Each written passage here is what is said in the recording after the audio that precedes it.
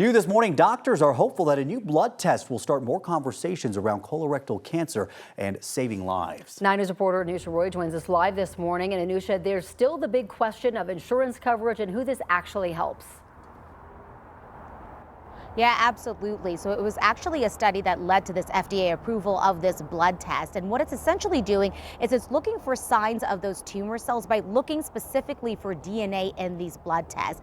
And what our local doctors are saying is that it's detecting cancer about 83% of the time, which they say is actually really good, but of course not meeting the gold standard of a colonoscopy. But this can turn out to be really useful for folks who are 45 and older, are eligible for screening, but maybe you can't do a colonoscopy for medical reasons, or maybe it's just too time intensive. It doesn't work with your work schedule or your life schedule. The blood test can then step in as a way to figure out if you need more testing.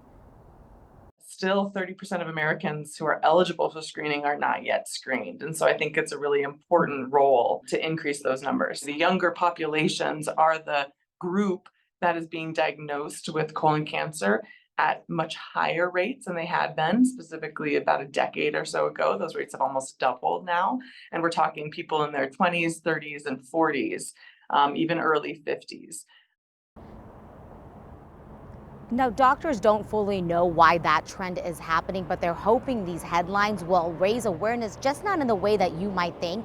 And that is because the blood test is not always a good fit for younger patients. And that makes it all the more important to pay attention to symptoms and get a colonoscopy if your doctor is saying to do so. Part of the reason is going to be insurance coverage. So example, for Colorado regulated insurance companies, they are not required right now to cover this new blood test, but some may already be doing so. So you're going to need to ask your insurance company, is it a diagnostic screening? That means things like co-pays and deductibles would apply. Or if it's a preventative screening, that means cost sharing would not apply. That's where it starts to impact some of those younger patients. And the hope is that the cost right now, it's out of pocket around $895. But with that FDA approval, the goal is for there to be more and more insurance coverage so that more people would actually be able to access this test. Reporting live in Denver, Anusha Roy, 9 News. Absolutely a great resource. But again, it is very expensive for some people out there, so we do understand that challenge. Anusha, thank you.